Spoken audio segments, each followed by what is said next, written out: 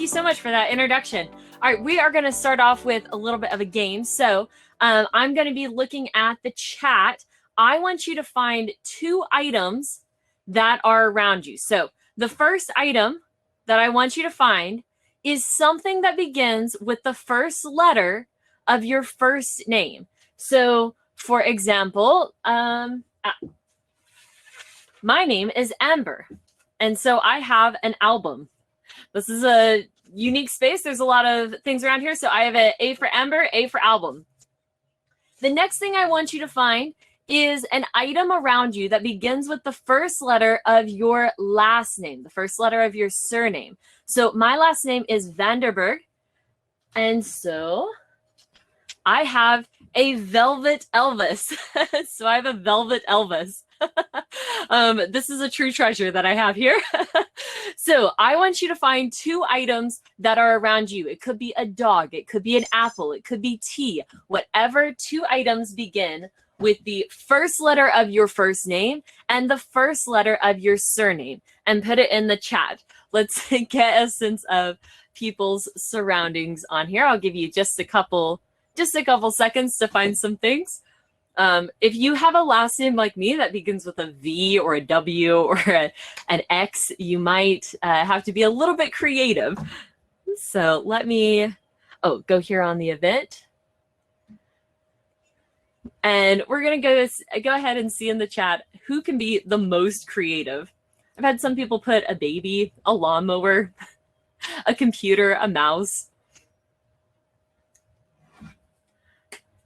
Put some things in here. Again, I have an A for Amber, A for album, V for Vanderburg, V for Velvet Elvis. Velvet Elvis. All right, I'm seeing a couple things here in the chat. Fantastic. You know, whenever we are leading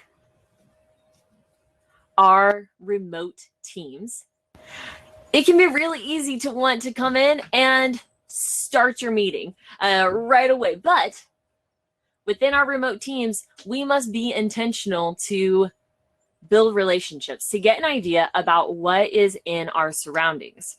Now, I imagine that there are a few people on this chat that are also surrounded by albums and sombreros and flags from different countries and Velvet Elvises.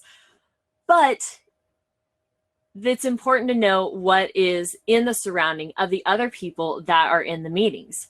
If I have somebody that is surrounded by lawnmowers, by dogs, by a bustling city street, these are all different distractions, and they are different impacts that can affect our meetings. Okay, I'm seeing some good things. Yeah, here in the chat. Okay, awesome. Fantastic. Yeah, laptop, Apple, yes. And this brings me to a really good point. Whenever we are leading our teams, it's important to know the surroundings of other people within your organization and be intentional to build relationships with our team members so that we can accommodate and we can make adjustments to best fit the needs of our team members. See, I find within remote teams and within all teams, we need to have 3 major areas of clarity. And as we provide these areas of clarity, we are able to build and lead remote teams more efficiently and more effectively. The first area of clarity that we must provide for our teams is to clarify our relationships. Again, we're not all here in the same place. We're not all here in the same place, so we must be intentional to build relationships and to build our team. Culture eats strategy for breakfast. So how are we building our culture remotely? Let me ask it this way. What is the difference between me sitting in my pajamas on the couch doing the job for your company and for your team versus sitting at home on the couch in my pajamas doing a job for another company? The answer must be more than salary. It comes from our culture. And that begins with the relationships that we have. So the first area of clarity that we must provide with is within our relationships. There are some teams that were not remote before last year. And there are some teams that have not been consistently building that relationship capital. We've exhausted that relationship capital. It's been a really long time. And so we must be intentional to not wait until we go back to the office, but consistently build that capital every single day. And that can come through check-ins. It can come through gamification. It can come through storytelling. It comes with intentionality. So I could give you an exhaustive list of different ways to check in with your team to be intentional about building relationships, but I'm going to give you the opportunity to go ahead and go into the chat and share some of the ways that you have been intentionally building your team or building those relationships throughout this year, or if you've been remote before then, how have you consistently been building relationships within your team?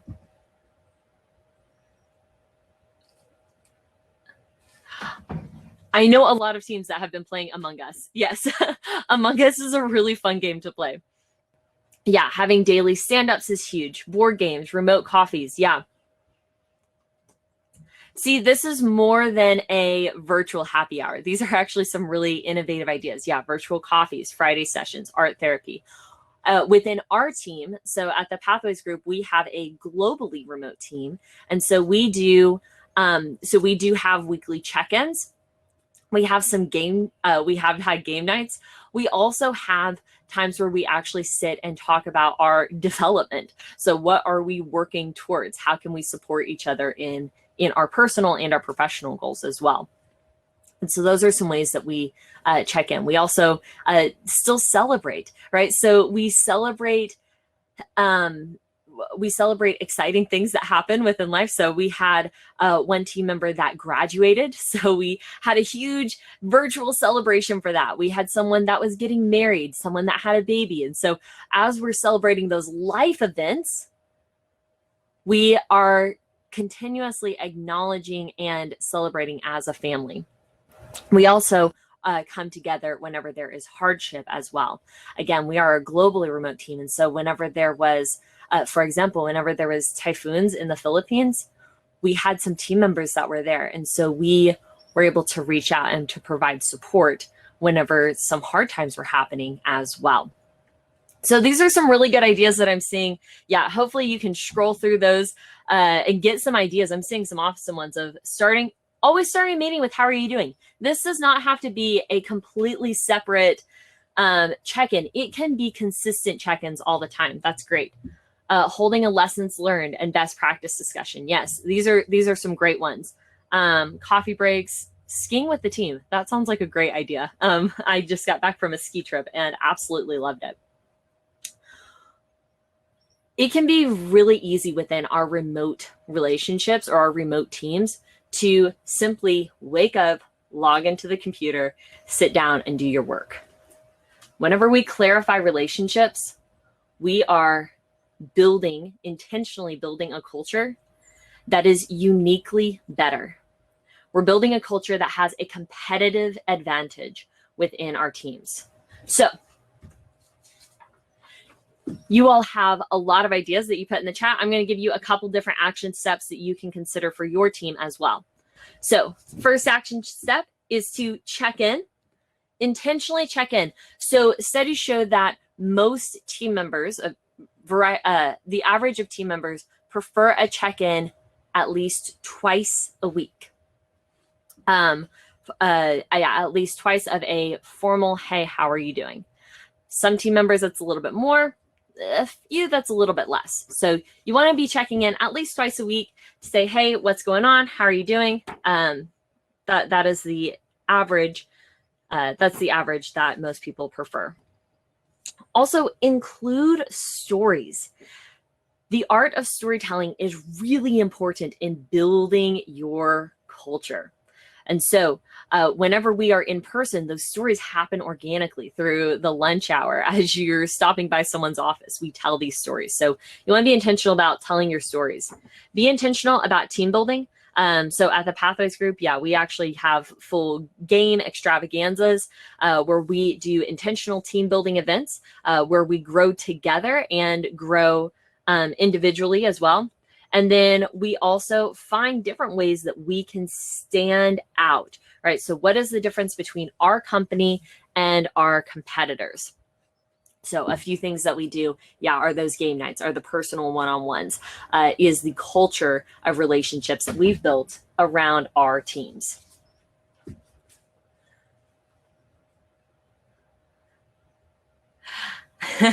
Okay, so I'm seeing this question of any kind of how are you questions can make me feel awkward. I'm really glad that you that you said that, because it is important to note that not everybody communicates or wants to communicate in the same way. If somebody does not feel comfortable or does not want to share any personal information, then it's important not to push the issue, right? So not saying, hey, Amber told me that I need to build relationships, so tell me exactly how you are. And if they don't feel comfortable, don't push the issue. Allow people space depending on their comfortability level. So that does require a level of EQ to, it requires a level of EQ to read each individual person. So we have clarified our relationships. Next, we need to clarify our expectations. Clarify our expectations.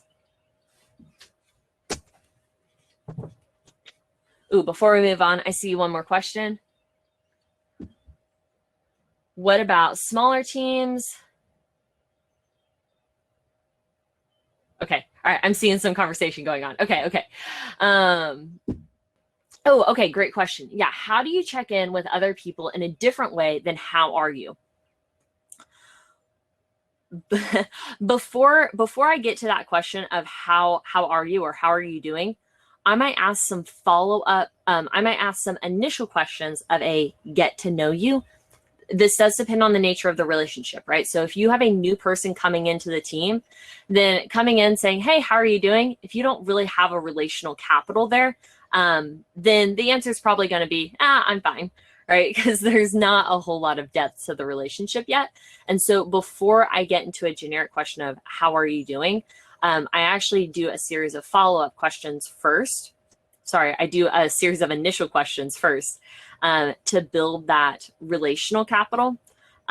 So I might ask some questions to find maybe some more common interests, to build some more trust so that a person can feel vulnerable to share that information. You also, so that's one thing, is if you have a situation where you can build that relational capital first. Another thing that you can do is if a person doesn't want to, another way that you can alter the question of how are you doing is we use, this is why I keep a lot of things around this desk.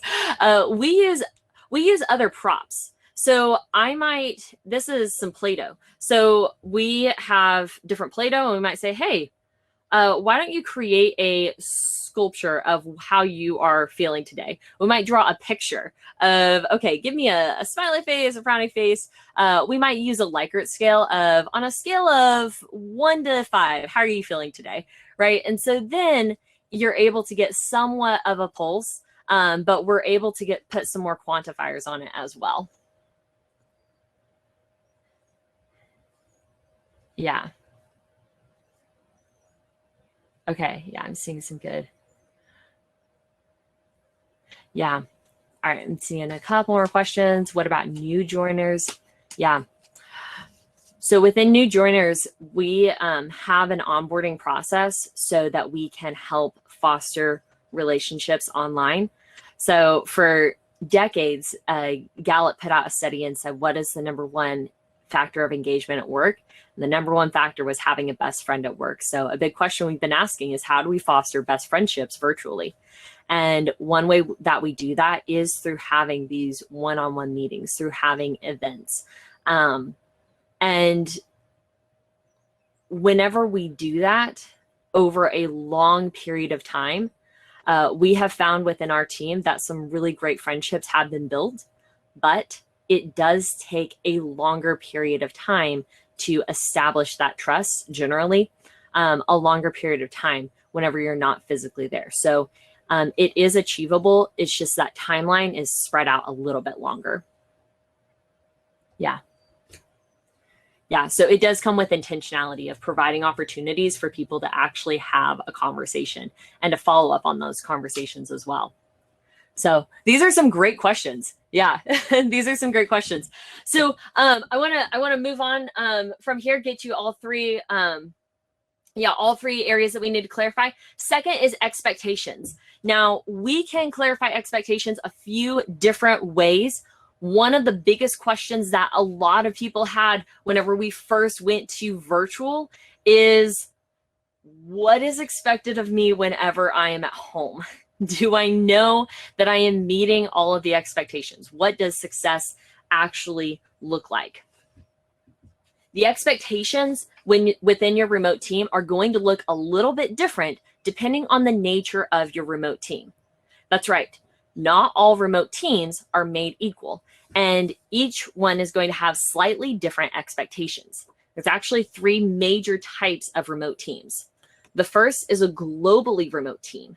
If you have a globally remote team, then the expectations that you set are also going to include time zones, which that is the number one thing with a globally remote team, is how do we work across different time zones? You're setting expectations for cross-cultural collaboration. You're setting expectations for communication. So this is going to look a little bit different than a locally remote team. So this is where everyone is in the same general region. So if you have things like weather or power outages, that's going to affect every single person on the team. Whereas in a globally remote team, that might affect a few. So there's going to be different expectations here. And then next is going to be a hybrid remote team, which is what a lot of teams are speaking about going to in the future. And so in a hybrid remote team versus a globally remote team, these are going to be different expectations. And so whenever we are talking about leading remote teams, it's really important to keep in mind what category your team fits into, because those expectations are going to be a little bit different. Now, I don't want to just talk about expectations. I want to give you an activity that you can use within your teams to set those expectations specifically. So let me pull out my handy dandy whiteboard. I want everyone to get out a piece of paper, and we're going to do a 2-minute activity. I want you to get out a piece of paper, and I want you to draw 1 line across and 3 lines vertically. So you should have 8 boxes total. You should have 8 boxes total. And what I want you to do is I want you to ask of your team, or ask of yourself, what is an expectation that I have of my remote team? This could be an expectation in outcomes. It could be an expectation of showing up, of the expectation of, do we answer our emails at the end of the day, within the hour? What are our expectations here? So I'm going to give you 15 seconds per box. You can write a word. I encourage you to try and draw a picture of what that looks like. What is an expectation? So I'm going to give you 20 seconds per box. Whenever I say the word next, you must immediately leave this box and move to the next box and draw a different expectation that you have of your remote team. I've been talking just a minute to give people time to grab their pieces of paper and their pens or writing utensils. Okay, I'm going to see if there's any questions. Okay, no questions. All right, I'm going to start my watch. Hold on, I'm so not ready. There it goes. Okay. All right, ready, get set, go. Put on some mood music here. Don't worry, it's royalty-free mood music. What is an expectation that you have of your team? It's an expectation that you have of your team. Okay, you're going to go to the next box.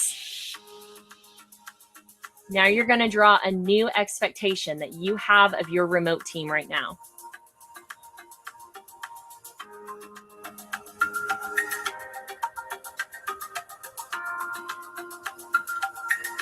Okay, next box.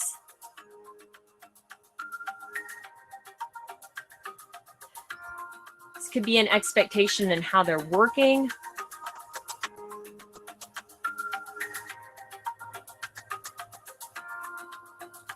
Okay, next box.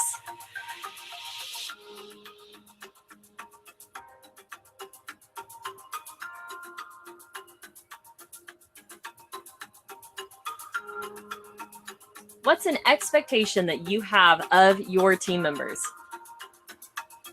Okay, next box. You're halfway done.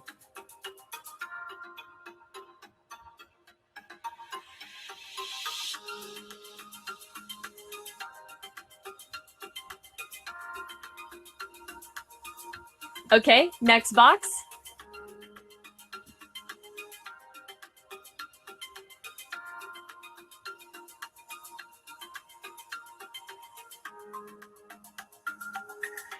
Next box, you're almost there.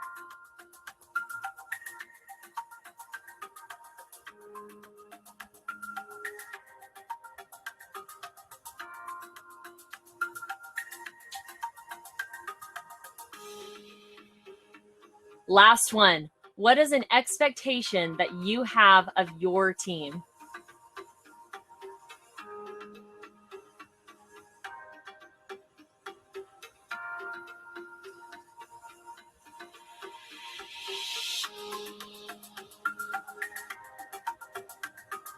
Three, two, one.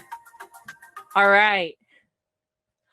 On a scale of, let's do 1 to 5. 1 being that was the hardest thing ever. Don't ever make me do that again.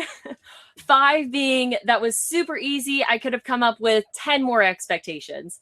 On a scale of 1 to 5, how was that activity? All right, I'm seeing a complete mix. All right, I'm seeing between 2 and 4. All right. This is a quick, I'm seeing a 1. Yeah, 4 out of 5, 2. Okay. This is a quick 2-minute activity. I actually give you a little bit less time. Sometimes if I'm with a larger group, I'll give a little bit more time, maybe 30 seconds a piece, because it is a lot to think of. I don't know about you, but usually I'm pretty quick to come up with my first 3 or 4 expectations that I have of my team. But after I get to 5, yeah, did everyone get to 8? Yeah, that's a good question. Yeah, once I get to 6, 7, 8, I have to stretch a little bit. Yeah. So this is a quick, this is a 2-minute activity, 2.5-minute activity that doesn't take a lot of time, but has opened the door to a lot of conversation within different teams that I work with. So I will use this specific activity, especially if we are taking on a new client, if we're starting a new project, or if we are coming together with a new team. You're writing yeah, exactly. And one thing that I find whenever I do this activity, especially within a team, is it really opens the door to a powerful conversation of expectations that different people have of their team members. So I will alter this prompt ever so slightly within the team. If you are so bold, you can ask the question, what are your expectations of me as a leader? And then you're getting those top 8 expectations. You can ask the question, what are our expectations of this project? What are our expectations for conflict, for confronting conflict, right? And so you can ask this as specifically or as broadly as you want. As I've worked with different teams, I've found that there are some team members, if I'm in a team of say 10, there might be 8 team members that their top 3 expectation is that we come to meetings exactly on time, if not early, within our virtual team meetings. And there are a few people that are on the team that was not in their expectations at all. So logging in a little bit late, 5-10 minutes late wasn't a big deal. So this opened the door to a really powerful conversation of, okay, what is the expectation that we want to set? And so it opened the door to that conversation. We've had some conversations about attitude, about how to communicate, about what those outcomes are, about working hours. This also has exposed within some teams expectations that team members had of themselves. They thought that everybody had these expectations, but they really were more self-imposed. And so it really provides a bit of clarity. It's 8 expectations. That's a lot. It's not, it's not 1 or 2, but it's really, these are the top 8 values or the top 8 expectations that I have for our team performance. It's opened the door to a lot of conversation to compare and contrast. So these are some values that the entire team has. These are some values that maybe half of the team has. And we're able to actually clarify what is going on. I also like this activity because it is a couple minutes of silence. So you're not having a lot of voices speak over one another. There's not one voice that's louder than the other, but it really gives every idea an equal opportunity to be heard. So as I said, with the Pathwayz group, we have a variety of different ways that we clarify expectations, but this is an activity that is one of my personal favorites because the way that you debrief it, the way that you have that follow-up conversation from an activity like this is really powerful in opening up the door to get really clear expectations. And then, so action step. Want to make sure everyone has action steps. So we want to clarify expectations within the team, within yourself, and within leadership. So those are 3 different areas of expectation that we have. And then lastly, it's important to communicate leadership. It's important to communicate what we can expect of our leaders. Put this up here.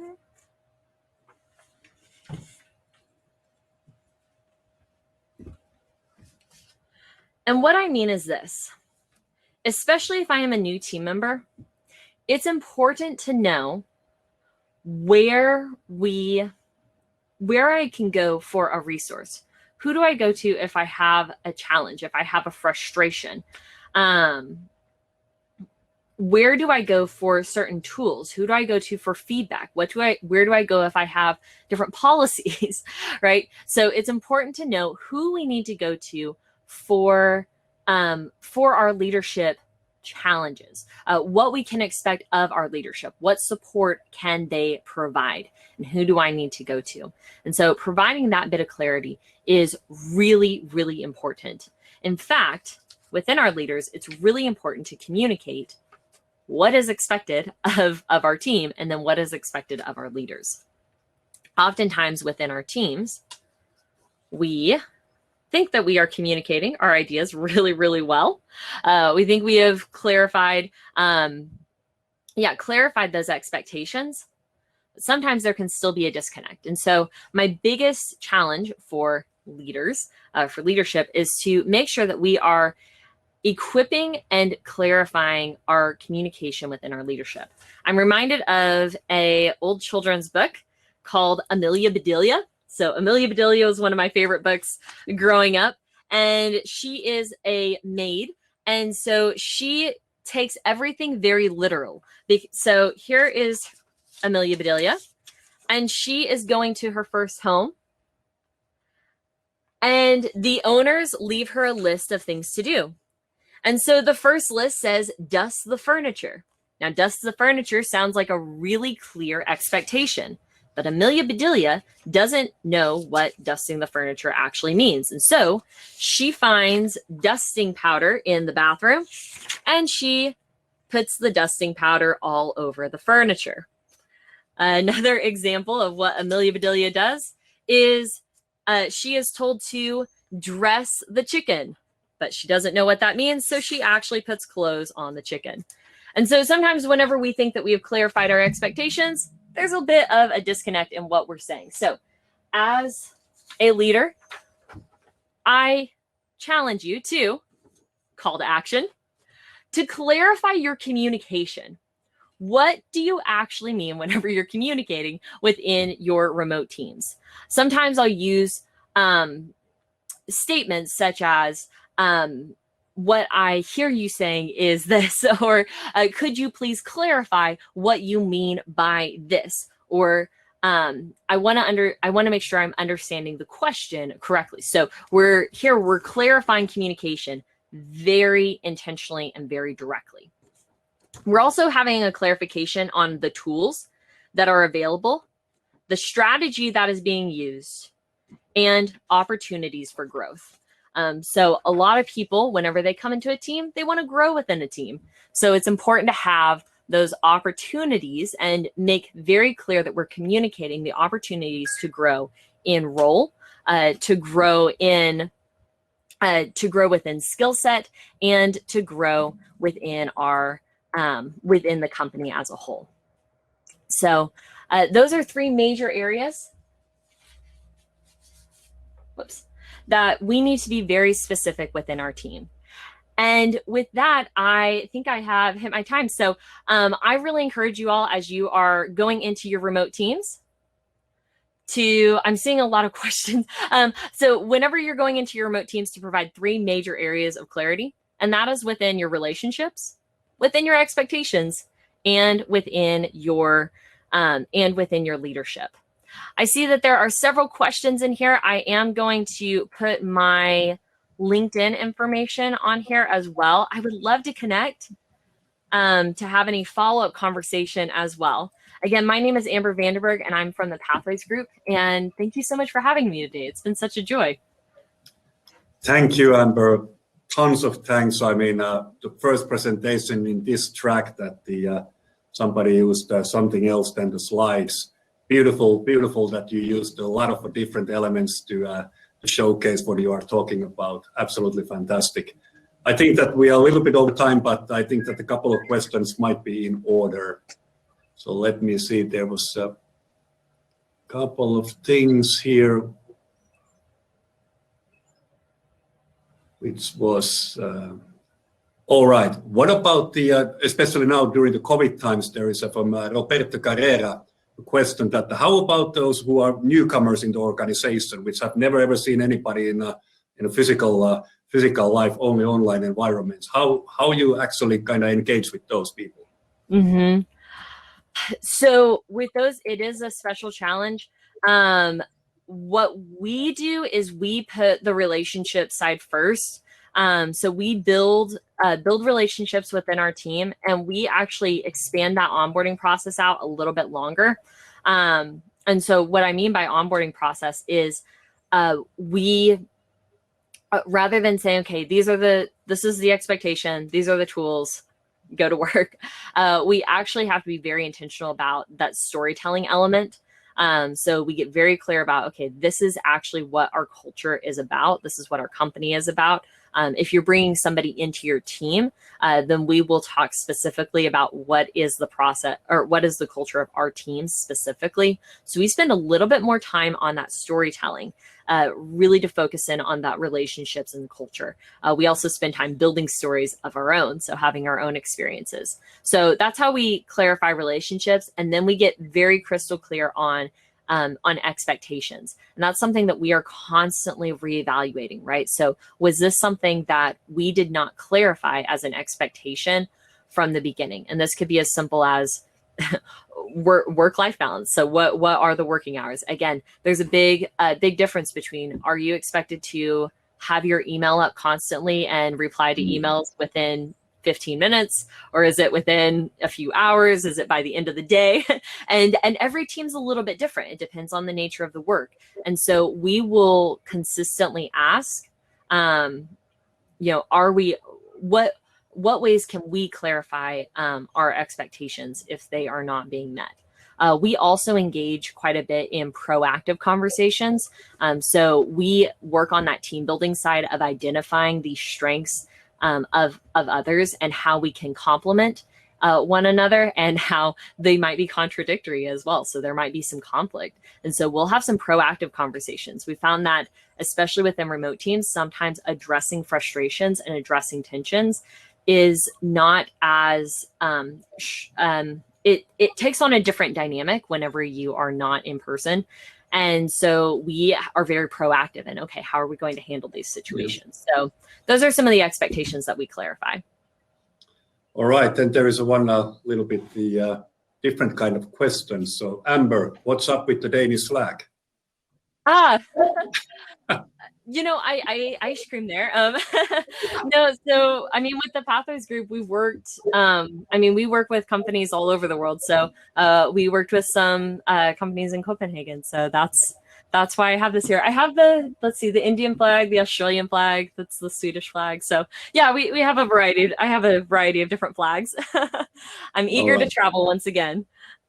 Wonderful, wonderful, wonderful. All right. Thank you, more or less. And I think that the Amber, big thanks to you as well. Job well done. Beautiful presentation. Thank you so much. You all have a wonderful rest of the day. Thank you. Thank you.